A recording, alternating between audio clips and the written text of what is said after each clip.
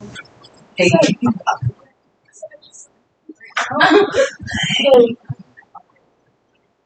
Okay.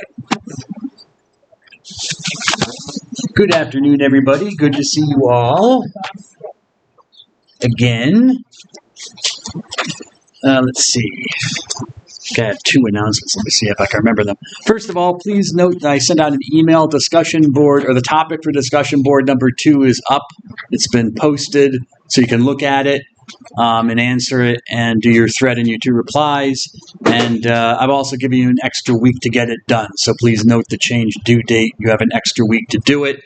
I also sent out an article because I gave you 2 articles to read for Judaism, and hopefully you've read them by now. And the one, hello, sir.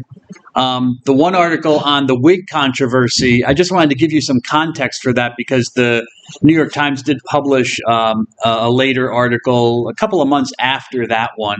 It does mention in the article on the wig controversy in Brooklyn what's going on with the Hindu temple. But just they published a later article which gave you some context. So you should read that, or you could read that if you wanted to.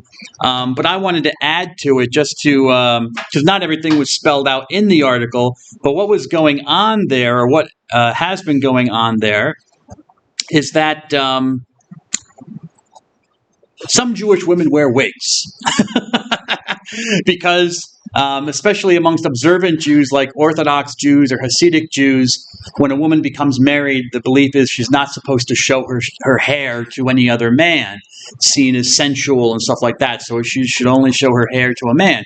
So a woman could be veiled. She could wear a veil like a Muslim woman, but apparently a lot of Orthodox women choose to wear wigs. And apparently the best, I don't know about wigs, but maybe some of you could tell me about wigs.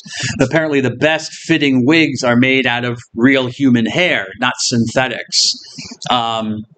So it's interesting. I didn't even know this until I came. So you learn something new every day. You learn something new teaching your classes and stuff. And it was like years ago I stumbled across this. Like, wow, I didn't know Orthodox women were wearing wigs all the time. They didn't look like hair to me, but I couldn't put my finger on it what was wrong. And then I read some, like, they wear wigs to cover their heads. Anyways, now what's the problem now with wigs, or some wigs for Orthodox women?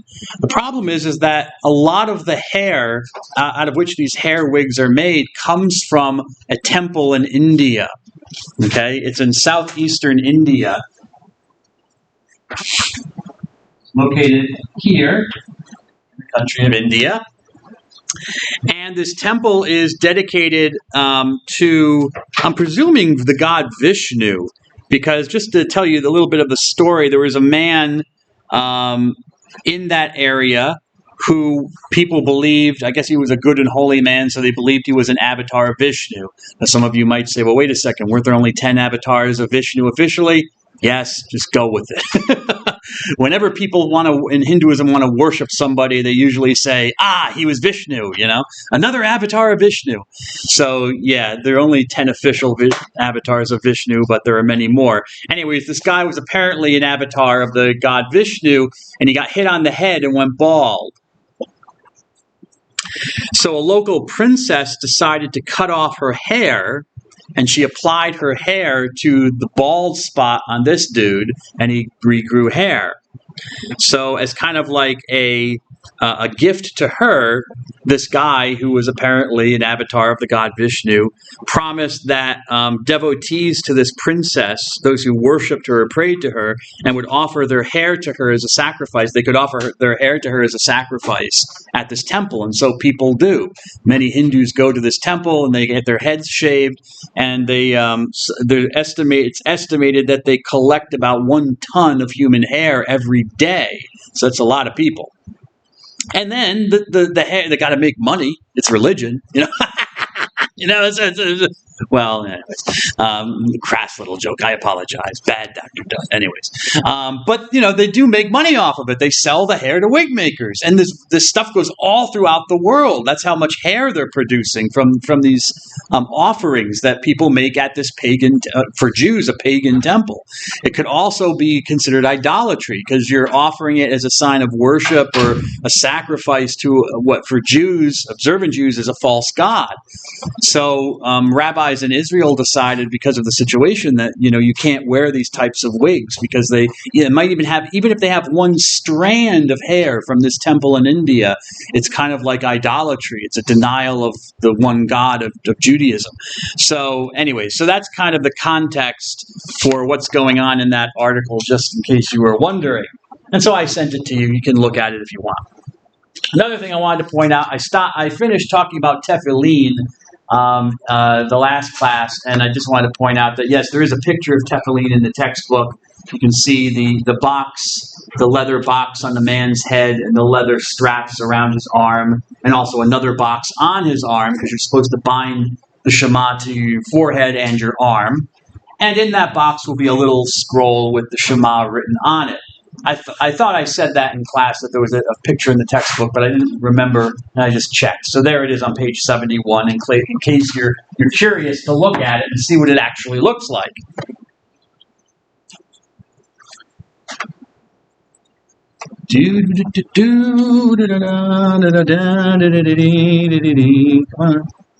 Come on. Moving along. There we go. God. Okay. Well, there's a topic.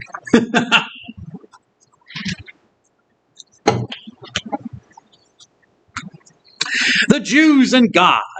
Well, you already know that the Jews are monotheists. I put that on the the first or second, like the second slide of the PowerPoint presentation. That monotheism and election are maybe the two main things about Judaism that we could say. Well, they are the two main things, I think. Let me just mark this down. Mr. Bowski's here, and Mr. Pratt. Ms. Fleming, are you here? Ms. Balser? Ms. Scally? Ms. Dennis? So God, what is unique to Judaism about God? Well, obviously that they worship one God, which I'll talk about in a moment. The Shema embodies already the essential statement of faith of Judaism's unique view of the supernatural, which is that it is one. God is unique. There is no other, which we call monotheism, which I already gave you the definition, so I don't need to go over it again. And monotheism is what eventually distinguished Judaism from its surrounding religions and from the religions of the world. Okay, you don't really see a development of one God only until you see this religion, Judaism. Were there inklings of it in other religions? Well, yeah, because I mentioned in Hinduism, remember, in the first yuga of a generation, hello, miss, and the first yuga, you have one God, one Veda, everything's at peace. Okay, so there's kind of the inklings in that in Hinduism, but, it doesn't stay like that. Eventually, it very quickly becomes polytheistic with many gods and goddesses and bad gods we call demons and stuff like that. I'll put that out later, Miss Fleming. But Judaism, where you have stated that there's one God only, it seems to be unique to this religion. Of course, the idea must develop. The idea does develop in ancient Israelite religion. And originally, the idea of one God was probably just the highest or supreme God in the pantheon or group of gods of the local religions in Canaan, in the land of Palestine, where the ancient Israelites were living. The name of that god was El, which simply means God. Just the main god of all the gods and goddesses of that local area of Palestine was called El. And he was the highest or supreme God. And, originally the Israelites, or the Jews, we could say, understood God as one God amongst the other gods that existed. But the difference for them was that their God was the only God they were supposed to worship. Okay, so there might be other gods of other countries, of other peoples and stuff like that, but this god, El, was the god of their people, and he was their special god that they were supposed to worship. And so technically what scholars will call this is not monotheism, but henotheism, which comes from the Greek word hen, which means one. And that's the belief that there are other gods recognized, the existence of other gods is not ruled out, but a people or a group has a special relationship with one God in particular, or recognizes the existence of that God in particular. And that's probably what the early Israelites were like.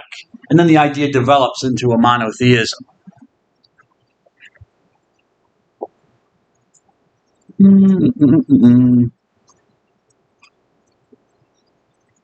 So what would happen is, as things develop, there's one God only for us, but then it becomes there's one God only of the universe. So the idea develops that the Jewish God is not just the God of Palestine and the Jews, but he is the God who created the universe and is the God of all nations, and therefore, logically, it would follow he is the only God.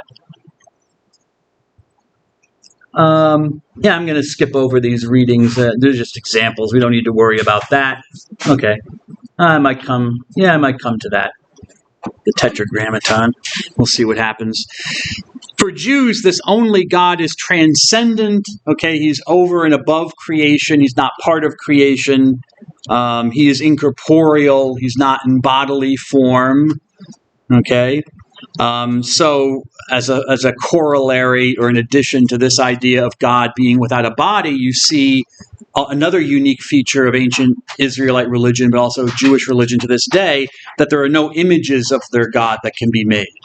Okay, no images of God, and perhaps no images of anything. Okay, some Jews interpret that very strictly, so you don't even have images of human beings, like pictures and stuff like that. But certainly no images of God, because that would be idol worship. Compare this with the religion of Hinduism that we followed in the Bhakti movement, where it's all about images of the gods and goddesses. But for Judaism, it is not, because God does not have a body. This God of Judaism is complete, total, and preeminent perfection. So all perfection exists in their God. He is all good, all knowing, all present. There's no imperfection in him. He is the creator of the universe, which is not eternal. The universe is not eternal. God creates it. So again, that's kind of a distinction with other ancient religions like Hinduism, where the universe keeps going on and on and on. And he is really distinct from creation.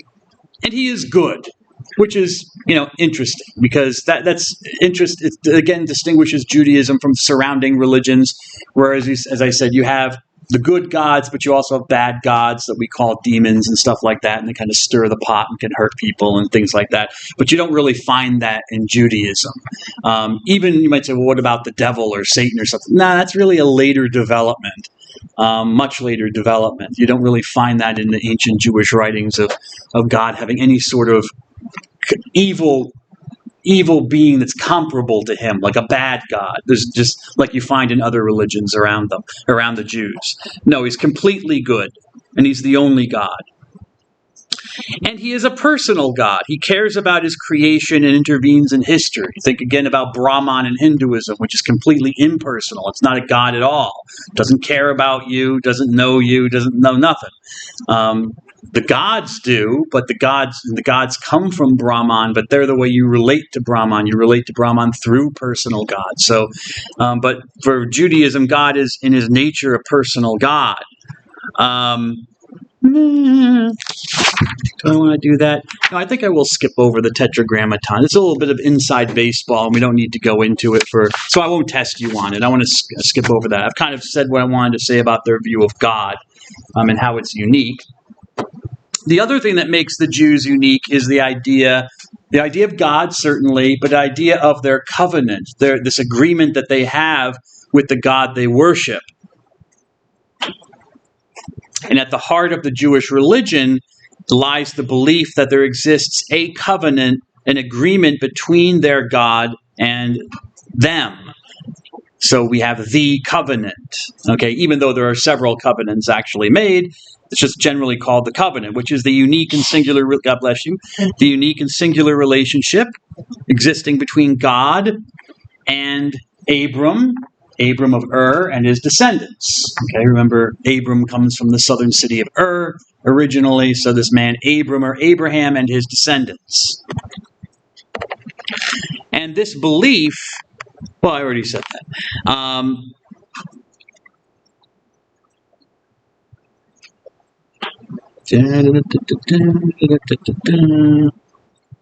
What does the word covenant mean?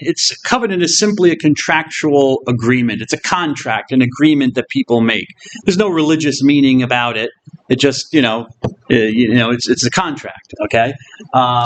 So from the Latin. No. Yes. Hello. The word covenant comes from two Latin words, cum, which means with or together, and venio, so a coming together. Okay, which people do in an agreement. They come together to make an agreement about, their obligations to each other and how they'll fulfill those obligations and what will happen to them if they don't fulfill those obligations. In the Hebrew word for covenant is berith, which means a bond, a fetter, or a chain. So you get that very, not colorful, what's the word I'm looking for? A really real term of what a contract is doing. It's linking you together. It's binding you together, almost like a chain. Handcuffs, you might even say, for berith might be a modern translation of the word berith and gets the concept along, or moves the concept along. Okay, you are linked together by this agreement that you've made and you've sworn to. So the covenant idea is not unique to Israel. You find this idea throughout the ancient Near East. Between people make covenants and stuff like that. People make agreements where they have obligations. But how it becomes novel for Israel is that the people are bound not to a ruler, not to a king or a ruler, but they're bound to their God by a covenant. They make a covenant with God himself. Usually that's not how it works in the ancient Near East. I mean, gods will give their laws or whatever to the ruler, and the ruler will kind of mediate between the God and the people. But here it's kind of like, you have a direct covenant with God that the people agree to. And so God makes an exclusive claim on the Jews' loyalty in worship and social life. Okay? And there are a variety. I mean, it's called the covenant, but Jews recognize a variety of covenants which pertain to how they worship God and show their loyalty. One of the earliest covenants, it's actually not the earliest mentioned in their scriptures, that's with this man Noah, who's an ancestor of the Jews. But the covenant that's earliest mentioned is with Abraham and his wife Sarai. We don't want to forget her. Shouldn't forget that he had a wife. It wasn't just him. Put that on the PowerPoint. Sorry about that. She's also called Sarah. It's the same difference. It's just a different form of the name.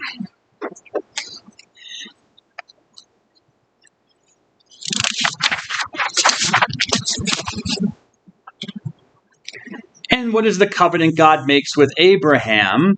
Well, he's going to give him land. And these are kind of very basic ideas, nothing highfalutin. It's not very conceptual or abstract. It's very basic. I'll give you a place to live. I'll give you children, and I'll be your God. I'll be your protector. So he makes a covenant with Abraham and says, I'll give you this land of Palestine or ancient Canaan. I'll give you many descendants, and we will have a unique relationship. I will be the God of your family from now on. Canaan. That's the ancient word for Palestine.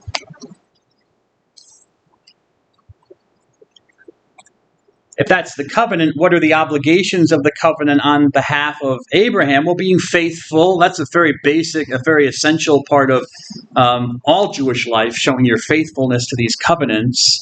Worshipping the Lord alone, so you don't worship other gods of the surrounding peoples. God is the God of his family, and that's the only God they worship. And circumcision. Okay, so we see the introduction of this social practice called circumcision, where the foreskin of a man's penis is cut off as a very clear sign of the agreement. And again, I mean, circumcision was not unique to the Israelites. So, okay, I believe the Egyptians practiced circumcision. So it's a cultural practice that was practiced by other cultures, and the Jews adopted as a sign, a very physical, clear sign of their union with their God.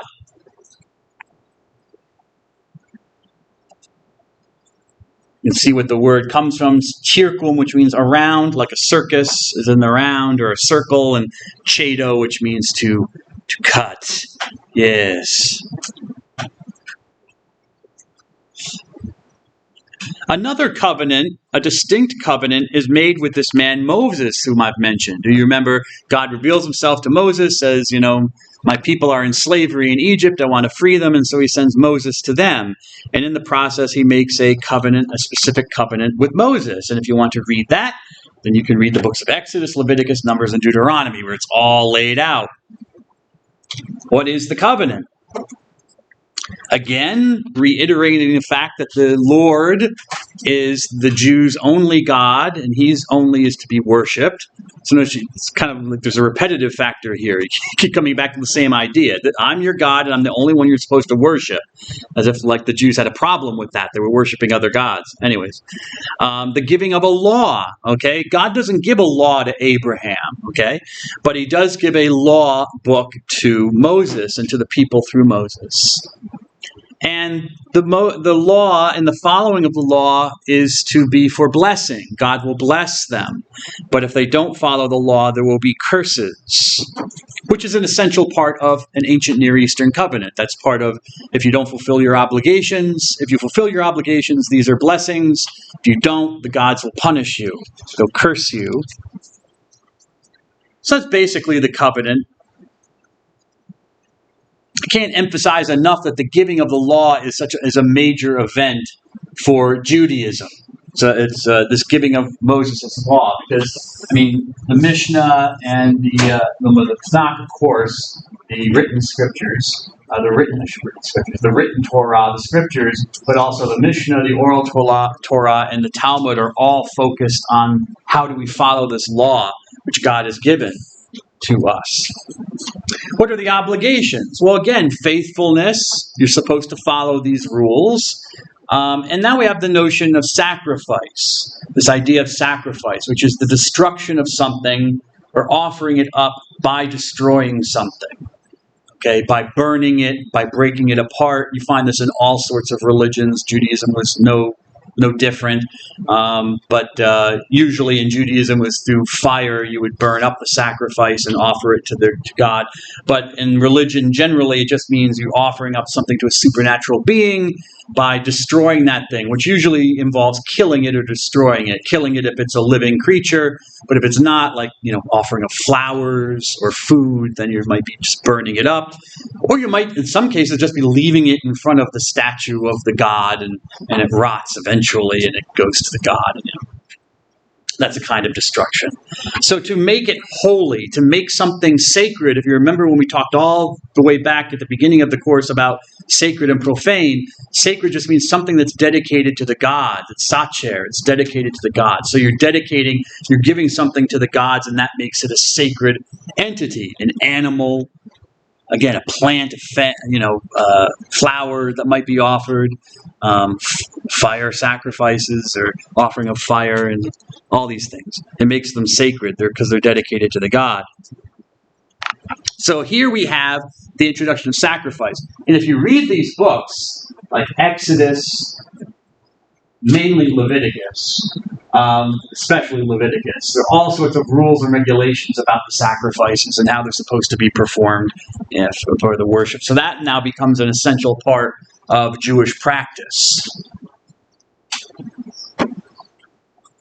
The main sacrifice for Judaism is this celebration called the Passover, okay, because you have the establishment of this whole sacrificial system. So you have the celebration of the Passover, or as it's called in Hebrew, Pesach, from the Hebrew word Pasach, which means to hop, to skip, to hesitate, or to dance. I won't dance for you because I don't want you to lose your lunch. Pesach, as it's called in Hebrew. Okay? So Pasach, to hop, skip. What are these? I don't know what it means. Basically, it comes from, at least the interpretation is, it comes from, the time when God, is cursing the Egyptians. So, the plagues on Egypt, God sends 10 plagues on the people of Egypt because they won't release their slaves, the Hebrew slaves. So the last plague is the killing of the firstborn. God says, finally, okay, I'm going to up the ante. If you won't give up my people, I will kill your people. I'll kill the firstborn of your children, both man and animal.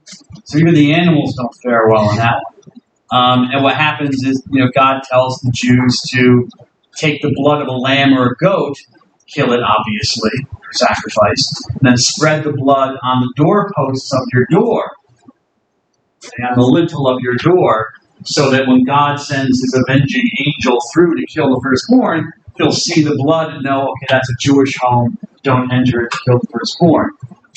Why God wouldn't just know? I don't know. Why he needs this? I don't know. Anyways, so that's the story. So Jews repeat this or remember this happening, that God skipped over them, Pasach, hopped over them, whatever. Dan's still in the room? Interesting. I'm thinking of like Kali, with Shiva Nataraja, Shiva the Lord of the Dance, who dances in the ring of fire.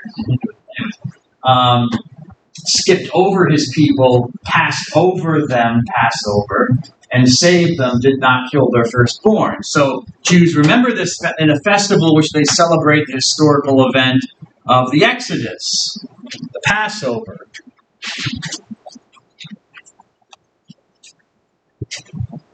The Passover is held in springtime, so it's coming up. Springtime's coming up. The 15th of the month of Nisan in the Jewish calendar, which is considered the first month of their religious calendar. It's actually not the first month of the civil year, but the month of Nisan, 15th day, is when they will traditionally celebrate the Passover. And it is, as I said, the first month of their religious calendar, but it's not the first month of the civil calendar, which begins with Rosh Hashanah. And in case you've heard of that, maybe on the news they might announce it and say, oh, it's the day of Rosh Hashanah and the high holy days for the Jews. You might say, well, isn't Nisan the first month? Isn't that the beginning of their calendar? Yes, religiously it is, but not for the civil year. So they have two beginnings of their calendar. And Passover is probably the best known of all Jewish festivals because it celebrates their deliverance from slavery in Egypt. The meal is held in their homes. Okay, the temple is no more, remember, since the destruction of the temple in 70 AD, because you had to bring your Passover lamb or Passover goat to the temple to be sacrificed. Well, you can't do that anymore because the temple is destroyed. So no lamb or goat meat is properly sacrificed. So no lamb or goat meat can properly be eaten at the Passover, which is kind of weird because it's an essential commandment in the book of Exodus. You're supposed to procure a lamb or a goat. But you can't do it anymore. You can't follow the law, that part of the law anymore. So they don't eat lamb or goat because the temple does not exist, or at least it's not in service. Parts of it still exist in Jerusalem, but it's not a proper temple anymore. It's not working anymore. So what do they eat? They eat unleavened bread called matzah bread, unleavened bread that has not risen. Okay, so it doesn't have any leavening agent like yeast in it. So it's flat bread, you could say. They drink wine, they eat herbs and other condiments. And unleavened bread, the matzah must be eaten for 7 days of the festival. So beginning with the day of the Passover, and for 7 days after that, Jews will only eat unleavened bread without yeast in it. Why? Because God commanded it. Nobody really knows why. There are theories about why they eat matzah. One of the theories is that the Jews in Egypt had to leave Egypt so quickly to flee after God started killing the firstborn and ticked off the Egyptians. They had this kind of scramble that they didn't have time to put yeast in their bread, so the only bread they could take with them was unleavened. That's one of the stories or explanations about matzah.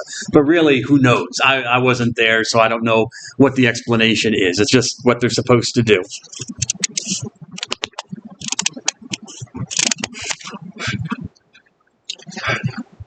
So this, for Jews, for observant Jews, the fact that it's not just the matzah itself that you have to eat unleavened bread, but you can't have, this has been further interpreted to mean that you can't have any yeast at all, any sort of leavening agent at all in your home.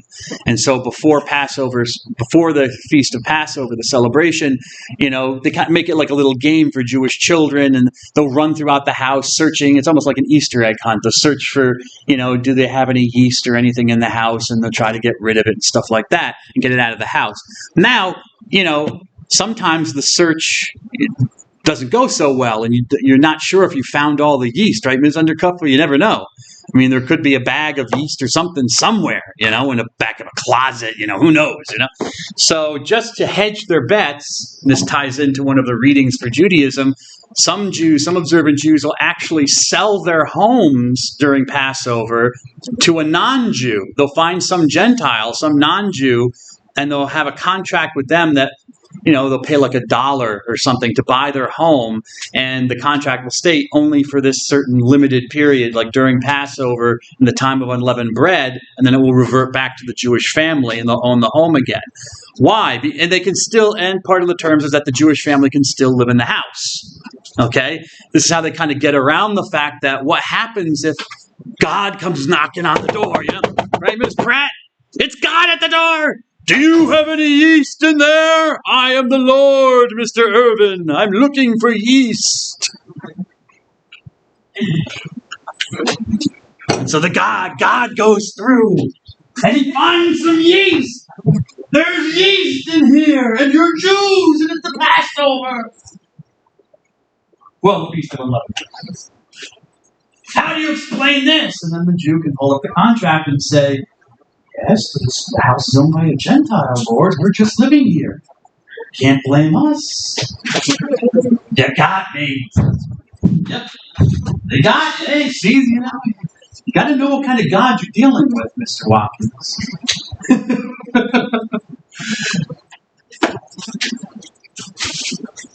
So that's what's going on there. And there's just a picture of the table of a table in a Jewish home set up for Passover. They usually have very special plates. Maybe they might even only use these plates and this silverware just for the Passover during the year, because it's so special. All right, so it's laid out for the Passover. Now we have another covenant. I said it's the covenant, right? Well, yeah, but just go with it. God kind of makes iterations of the covenant as they're going along, It's kind of like the amendments to the Constitution. There's another covenant which we want to note. When this is the covenant with King David, whom I've mentioned, And this is where God talks to David, and we have this. We have a description of this covenant in 3 different places. In the second book of Samuel, chapter 7. The first book of Chronicles, chapter 17, and then in a version of it in Psalm 89, which might be the original version. And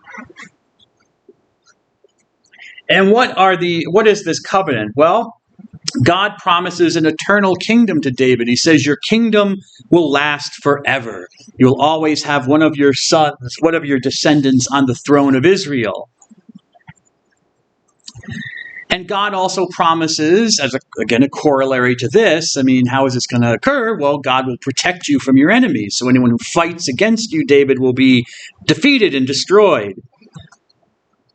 So your kingdom will last forever, and you will be protected from all your enemies round about. Well, what's the obligation of that covenant? That's a good question. There doesn't seem to be any. At least none is listed. So it's a big question mark. What is the obligation? It just seems simply because David is so loved by the Jewish God, God will do this for him. And this is where the idea of the Messiah comes from, which I'll talk about later. But this covenant with David is related to what will develop later, the idea of a king savior, the Messiah. Psalm 89.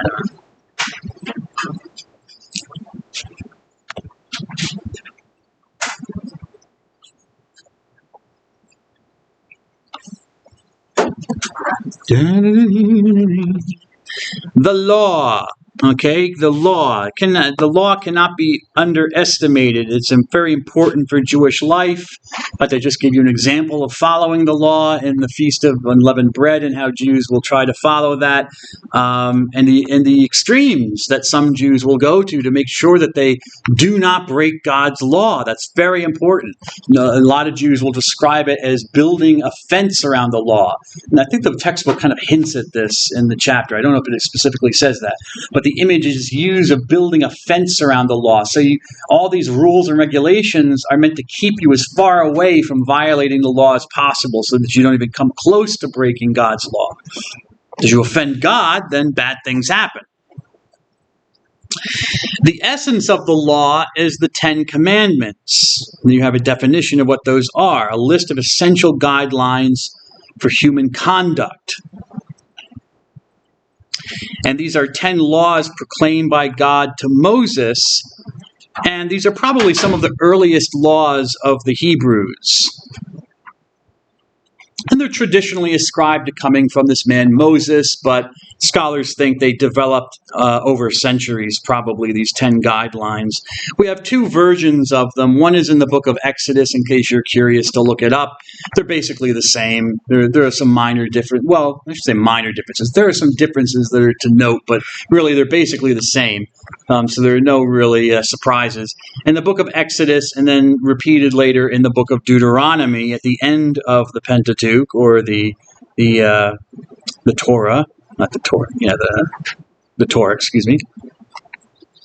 And Moses receives tablets of stone with the Torah and these commands on it, or maybe the whole law. I mean, some Jews believe that these stone tablets that Moses received also contained the oral law, all of the oral law written on it. Okay, how that works, I don't know, but that's just one of the traditions amongst Jews. Another name for the 10 Commandments is the Decalogue, or the 10 words. Another name. Deca means 10 in Greek, and logos is a word. Okay, so it's also called the Decalogue, and that's how it's described in the Jewish writings as well. They're called the 10 words as well, even though God certainly spoke more than just 10 words in the 10 Commandments. But the 10 Commandments come at the very beginning of the law. When God starts to give out his law, he starts with these 10 rules. So they're the essential statement of his relationship with Israel, and all the other laws that flow from these 10 statements, or these 10 ideas, I should say. Moses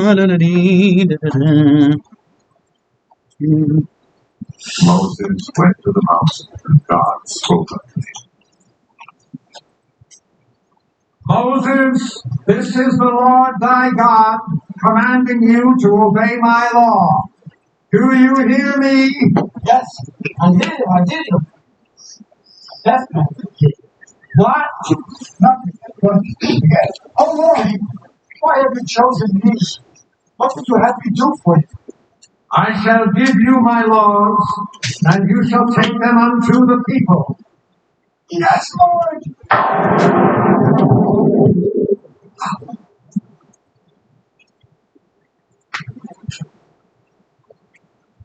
Lord, I shall give these laws unto thy people. Hear me. Oh, hear me. Oh, pay heed. The Lord Jehovah has given unto you these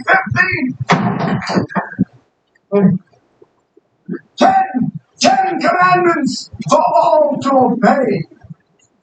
Right. Okay, does anyone know what movie that's from? Which movie? That's Mel Brooks. Still alive, I believe. Famous Mel Brooks.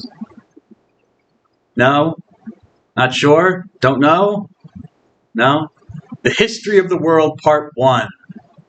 History of the World, Part 1, which goes through, this is the Old Testament, but it goes through stuff and, goes through various historical events and tells them in obviously a funny, humorous, tongue-in-cheek manner. And this is his brief retelling of the giving of the law to Moses, where he comes down with 15 commandments, but breaks one, so he very quickly says, no, just 10, don't worry.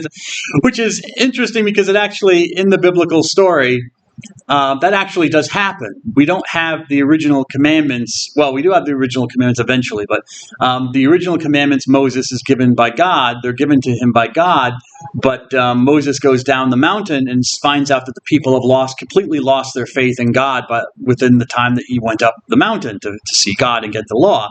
And so they're worshiping a golden bull that they've made. So Moses gets enraged and he smashes the commandments, and there's an earthquake, and the earth opens up and swallows the evildoers, and all this bad stuff happens. So then Moses has to go up the mountain again to get another copy of the stone commandments. God has to write them out again for him on these stone commandments. Yeah. But why were there two sets of stone commandments? Because probably, the 10 commandments were probably written on each of the commandments, because that's how in the ancient world, you did a contract. You had two copies. So that's why there are probably two stone tablets that Moses was given. They each had the copy of the 10 commandments, because you have your copy, and then the other person you make the contract with has his copy. Okay? But anyways, what did the 10 Commandments enjoin? Well, you can see them here on the PowerPoint. Okay, this is from the book of Deuteronomy, book of Deuteronomy comes later. It's written later in the Jewish scriptures, but it probably contains an earlier version of the 10 Commandments. And I also like that it gives an introduction to it. So it talks about Moses summoned all Israel and said, "Hear, O Israel." Okay, so Shema Yisrael, the Shema is being alluded to in a way. "Hear, Israel, the statutes and decrees which I proclaim, so you can learn them and take care to observe them. The Lord our God made a covenant with us." So it note the connection being made between covenant and the following of these 10 commandments. "The Lord spoke with you face to face on the mountain from the midst of fire. Since you were afraid of the fire and wouldn't go up the mountain," okay, so they were scared of God. They sent Moses. "You go, Moses," and then let's see if he comes back. Let's see what happens to him, "I stood between the Lord and you to announce these words to you." And then he announces the commandments. The first one being that the Lord is the only God they should worship. Why? Because he brought what he did for them. He reminds them of what he did for them. He brought them out of slavery in Egypt. "So you shall not have other gods. You shall not take the name of the Lord in vain. You shall not use it sacrilegiously or inappropriately. You should not swear by the name of the Lord, swear by the name of other gods, or something like that. You could keep holy the Sabbath day, this day of rest that God wants." And here we get an explanation of why.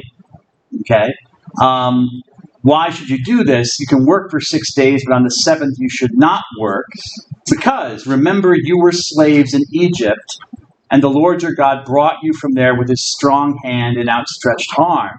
That is why the Lord your God has commanded you to observe the Sabbath day. Which is not really an explanation. It doesn't really elucidate very much. Basically, it's saying, because I did this for you, now you have to do it, basically, because I'm telling you to. It's not much of an explanation. But, okay. But it's interesting because if you look in the book of Exodus, where we have the other set of commandments, the explanation here is different. It says, you're supposed to rest on the seventh day because that's the day that God rested when he created the world. In 6 days, God created the universe, and then the seventh day he rested from all his good work. That's why you should do that. Which is interesting, because if the scholars think that story of the creation of the world, Genesis chapter 1, is actually a late story. It was added on to the book of Genesis very late. Okay, so if it appears in Exodus's book of 10 Commandments, even though it's an earlier book, the book of Exodus was written and compiled before the book of Deuteronomy, it actually contains an older set of the commands, because it has this older idea of the creation in 6 days and resting on the seventh, which is completely different here in the book of Deuteronomy. So even though the book of Deuteronomy was written sometime later than the book of Exodus, probably contains an earlier tradition here of why the Jews rest on the seventh day. Okay? Basically because God told them to. And because I'm God and this is what I did for you and you owe me. Right? Honoring your parents, not killing. Okay, don't commit adultery, so don't have sex with another person's wife or husband. And a lot of these are probably referring to men, because if you read the Hebrew, You have to understand something about the Hebrew language. The verbs change based on whether the speaker is a male or a female. There are different endings. So you can tell from the verb whether it's referring to a male or a female. And same thing goes in like languages like Arabic. So all of these commandments are commands to males. So, God kind of knows where the trouble lies. You know what I'm saying, Mr. He knows the group what he has to deal with. Women, don't worry about it. But the men, don't do this, don't do this, don't do this. Don't take other people's stuff. Don't be dishonest or lie. Okay? That's especially for court cases. When you're in a court, tell the truth. Don't covet or desire your neighbor's wife, which can disrupt the community, cause a lot of chaos and bad things. But don't covet even your neighbor's things, his house or field, because what's he going to live off of? You know, you need your house and your field to farm and to get food and stuff. There was no Walgreens down the street or Walmart or Stop and Shop or whatever, Piggly Wiggly or Wawa's. You know, you had your little farm, your little plot of land where you got your food from. So you shouldn't desire or try to take it away from somebody, because that could mean their death, their starvation. Don't take away their slaves. Moving on. Or his stuff like his ox or his ass, his animals that he would need to farm, or anything that belongs to him. These words, okay, so the 10 words, these words and nothing more the Lord spoke with a loud voice, just to know, so you could hear him, Mr. Handley, if you were seated in the back. You could hear the Lord.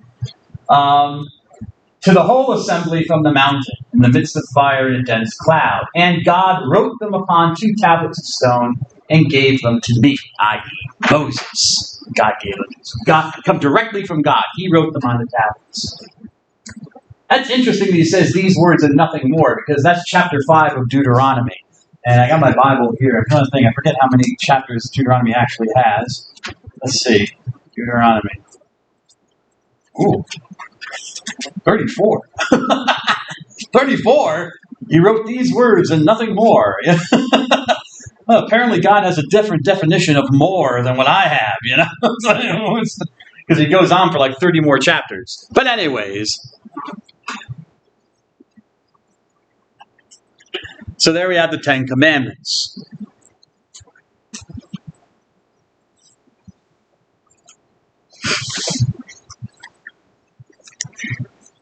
So God writes these laws himself. And again, this idea in the ancient Near East of a God giving laws to a people is not unheard of. It's not necessarily unusual. And we see this in other cultures. But again, here this is God. So anyway, so that's all I want to say about that. I mentioned that already. So what does the law do? It gives a convenient summary that people could learn, okay? It gives a basic summary of all the laws that are to follow, okay? And all the laws that follow in Deuteronomy and in the other books as well are meant to be an expression of how you are supposed to have a relationship with their God that they worship, but also their neighbor, other people, other Hebrews, other Jews, and other people. Okay, so it becomes the foundation principles for community life. This is how our life is going to be lived and organized. Now, to take out of from the 10 Commandments, the idea of the Sabbath.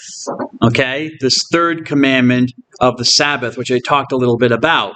But it is, again, it's very important. It's one of those things that's also very important for Jewish life, the Sabbath, the 7th day of the week. And, you know, traditionally, as I told you in the book of Exodus, the story goes, God created, the reason for the Sabbath is because God created the universe in 6 days, and on the 7th day he took a rest. He sat in his lazy boy and, you know, put his legs up, and, you know, Jesus and the Holy Spirit rubbed his feet. You know, and he relaxed. Okay? No, it's just saying that God rested for the Jews is just another way of saying that God ceased his activity, his creative activity. That's all that's going on there with that. It doesn't literally mean that he took a nap or he was resting. Okay? At least I don't think it means that. I don't think they meant that. So God finishes his work on the 6th day, rests on the 7th day, and blesses the 7th day, and so asks of his people to imitate him in resting on the 7th day of the week. So the Sabbath kind of looks back to the time of paradise, the time before the world was corrupted, but it also looks forward to the time of the Messianic age when the Messiah, this King Savior, will come and will restore the world to its proper order.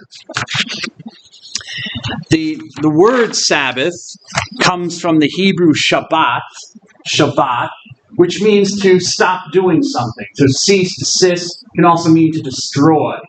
But probably a better translation for our purposes is to end something, to stop doing something. So and that's what happens on the Sabbath. It's the day of ceasing and desisting. What? Work. Okay? So you're not doing things. Some people, sometimes you'll see it connected with the Hebrew word for seventh, which sounds similarly, Shabiyi, which means seventh. So the Shibi Yom, the seventh day. Okay, I guess that can work as well. Maybe that explains why they chose the seventh day, because seventh day for rest. Okay, to make that connection with the word seventh, or with also Shabbat. Maybe. But nevertheless, it's the seventh day of the week when Jews rest from work. And there are all sorts of minute rules about what can be done and what can't be done. Certainly servile work, like holding down a job, can't be done on the Sabbath. That's forbidden. But anything that approximates work, like cooking, actively cooking, turning on lights, walking too far, writing.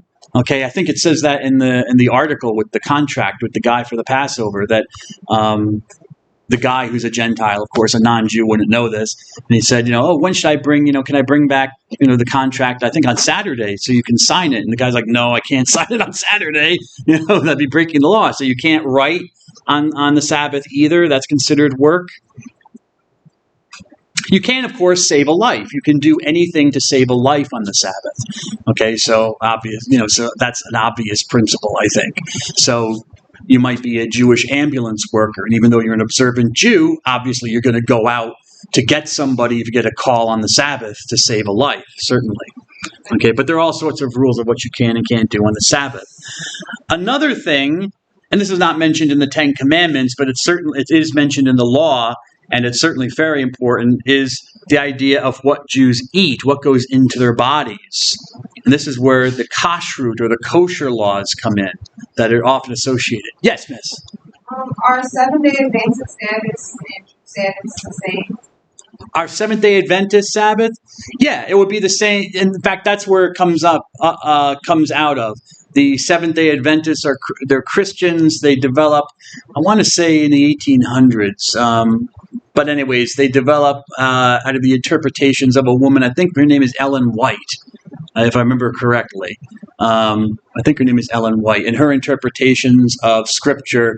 And one of the things that she kind of latched on to, this was not one of her early beliefs, but something she was convinced of, was that really Christians, that the Sabbath was part of the Ten Commandments, the seventh day, and the Christians should really be following that rule and should be observing the same day as the Jews on the seventh day. Okay? Because that gets changed in Christianity early on. Very early on, Christians start worshiping on Sunday and not on Saturday, which Sunday was considered the first day of the week, according to the... So yeah, that's where Seventh-day Adventists come from. They're seventh day because they worship on Saturdays like Jews, the seventh day of the week counted. They're also Adventists because they believe in the second coming of Christ. So they're very big on that, the coming back of Christ, of Jesus Christ. That okay? Yeah, good. Thank you, miss. And I'm glad, actually, now that you mentioned that, now that we're talking about kashrut, Seventh-day Adventists will also follow some of the Jewish laws as well. Like they think they won't eat pork, certain of the kashrut laws, the kosher laws that Jews would, because they think they are from God and they should be followed. I don't know if they follow all the kosher laws, but some of them will follow certainly the prohibition of pork, which leads into kashrut. This is the Jewish system for determining which foods are acceptable to be eaten. So the ritual purity of food. The Hebrew word is kasher, which means something that is straight, or it can also mean broadly something that's acceptable.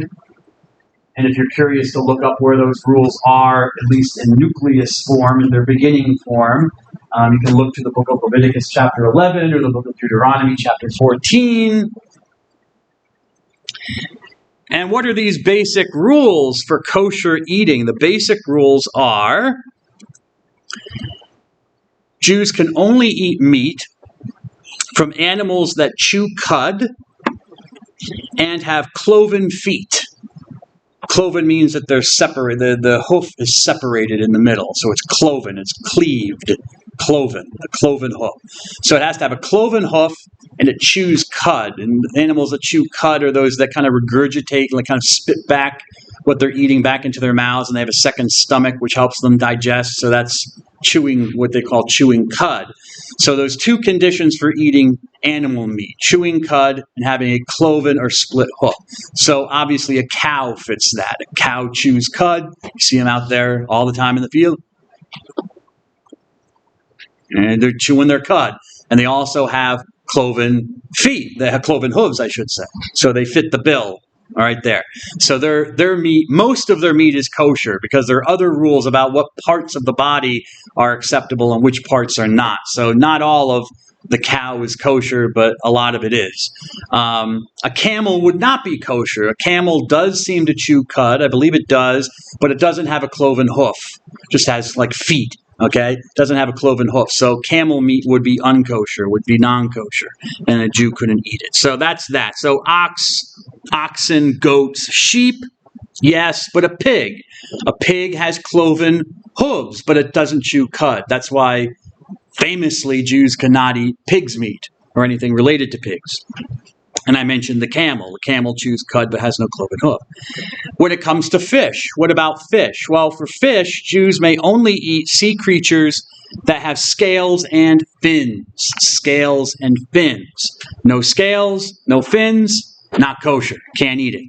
So that's where the whole thing about shellfish comes in with Jews, eating shrimp and stuff like that. Shrimp don't have scales. They don't have fins, so they poop out on both requirements, you know? I think shark meat, because sharks don't have scales, but they do have fins.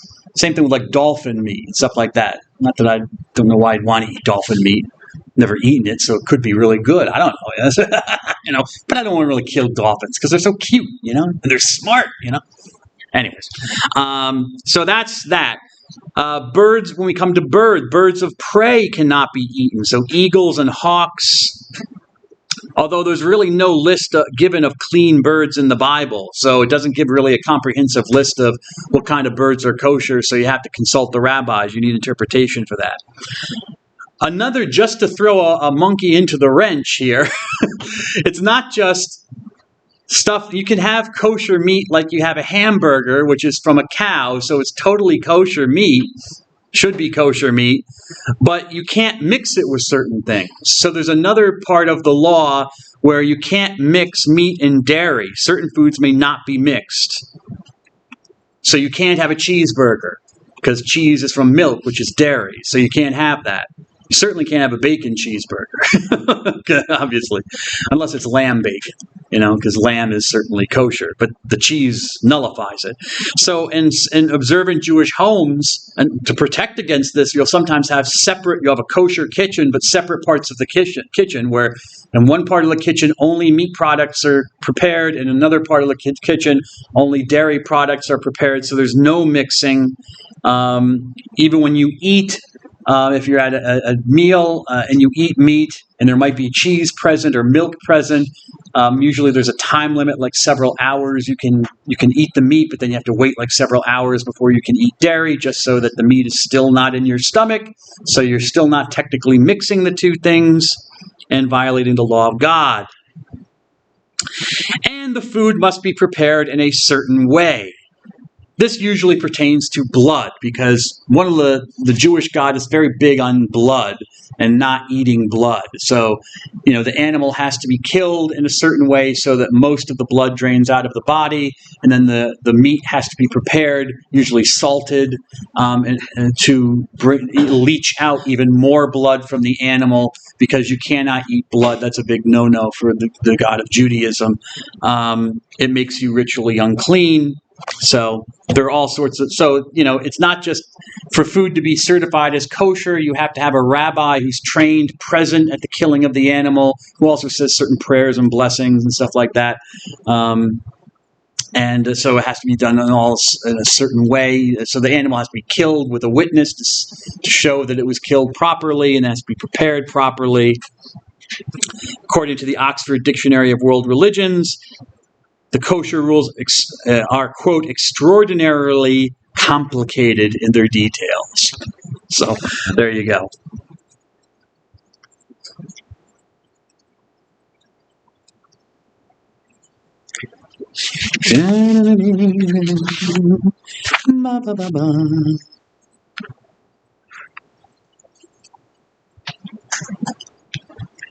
Now we arrive at the idea of the Messiah. Who is the Messiah? The Messiah is a descendant of King David. I should have added this to the definition, but a descendant of King David who will come at the end of time, would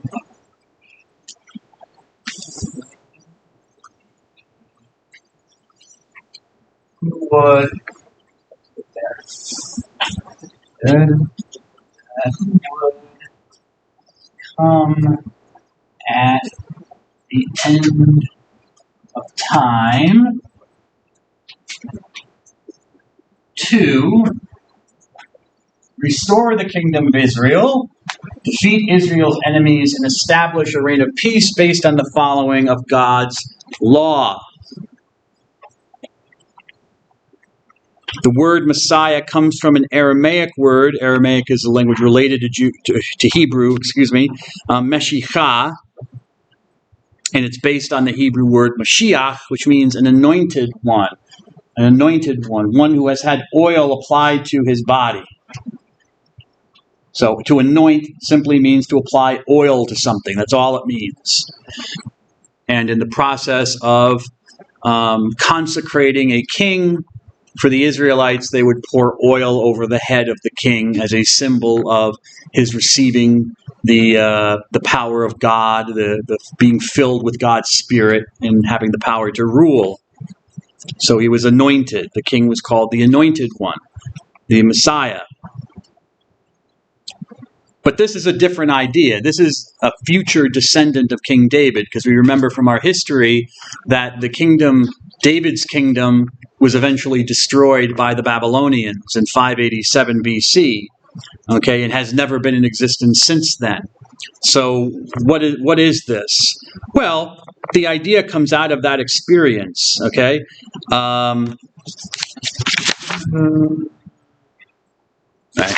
Comes out of that experience. People remembered the promises, the covenant God made with this man, King David, and they theorized that, well, since the Davidic line kind of was destroyed and the covenant wasn't really eternal, okay, it didn't continue on forever, God must be going to restore it at the end of time. Not now, but at the end of time, he will send a future descendant of David to keep his promise, because God keeps his promises. So basically, the idea was pushed back to the end of time. Okay, so that's where you get this idea of a Messiah, the Messiah. All right, what would this Messiah be like? Well, it's not clear. We don't know really. There are many and different competing ideas amongst the Jews about what the Messiah would be. Okay, especially early on. Some Jews thought that, maybe I put this on the PowerPoint. Yes, I did. Some Jews took a political point of view. They took it literally, like God would send a king savior, a kind of a warrior king who would fight and defeat the enemies of Israel and literally reestablish the government of the kingdom of Israel, and would set up a rule in Palestine again, in Jerusalem. So that was one point of view, like a liberator. Another point of view is that the Messiah would be more of an eschatological figure. Eschatological means end of the world. It comes from the Greek word eschatos, which means last or ultimate. So the end of the world. Eschatos means last, ultimate. So this figure would come at the end of time, and it would be more like a prophet, like Moses, the lawgiver. Okay, that he would be more like, not so much as a king, as more like a prophetic figure.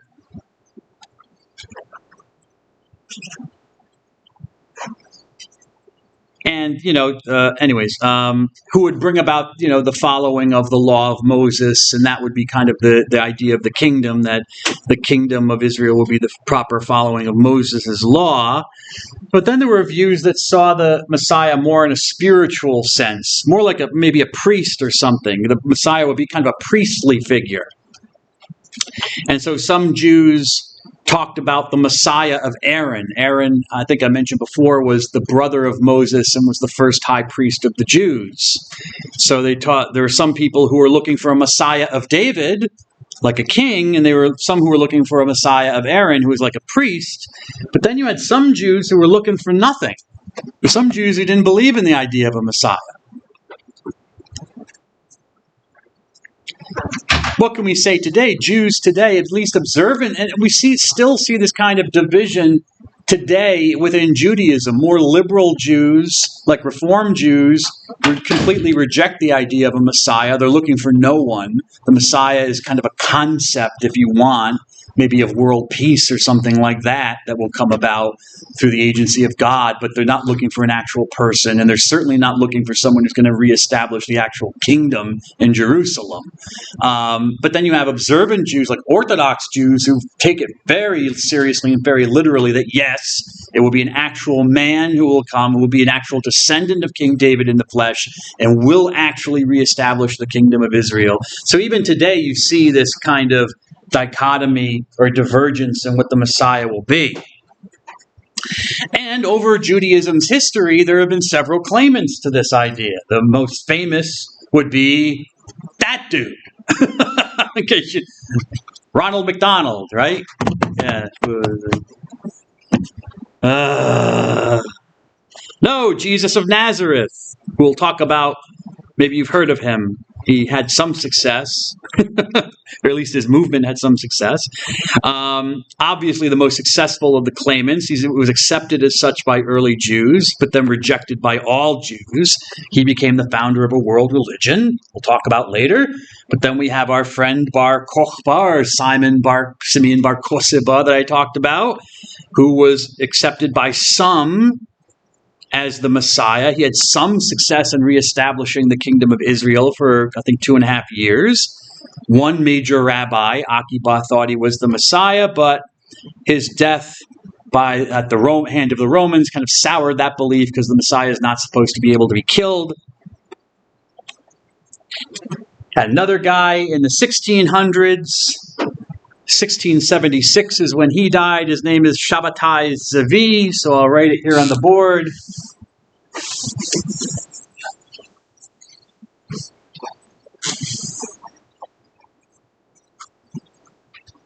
Shabbatai Zevi died in 1676. He actually had some success in the Mediterranean world. He gained a large following amongst Jewish communities in the 17th century. Then he converted to Islam, and the movement kind of fizzled after that, because you really can't be the Jewish Messiah if you convert to another religion, So that kind of pooped out the religion, pooped out the Shabbatai and Messianic movement. However, we have another claimant. Welcome, Moshiach. This man, Menachem Schneerson.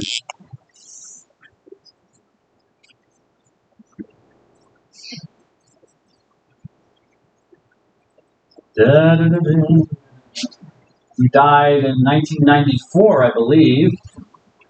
Is that right? Yes. Who hinted he was the Messiah while he was alive, and which many of his followers believe for sure that he is and was. He died in 1994, but some of his followers claim he never died. And there's even been a kind of a development within this movement around Schneerson that he might even be kind of divine, kind of an appearance of God, which sounds similar to another religion, it's like, which some Jews are not happy with. There are some Jews that are saying we shouldn't accept the followers of Schneerson as true Jews because they're making him into a divine figure. So, anyways, so that's so it's even in the modern world, the hopes for the Messiah are there. Okay, and some groups believe that the Messiah still has come or is coming. Okay, I'm going to skip over the 13 principles of faith. I'm not going to worry about that. And maybe what I'll do is I will, so I'm getting to branches of Judaism. Okay, I think I'll save this for Thursday, get into the branches of Judaism. So I'll stop here, and God bless you all. Have a good day.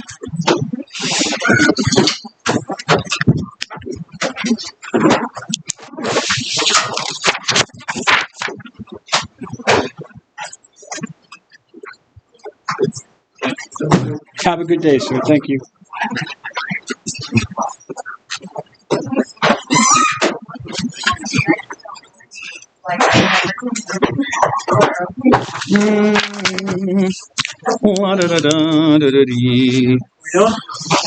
Okay. Have a good day, Professor. Thanks, sir. You too. Thanks. Have a good day. Thank you, miss. Have a good day. Have a good day, sir.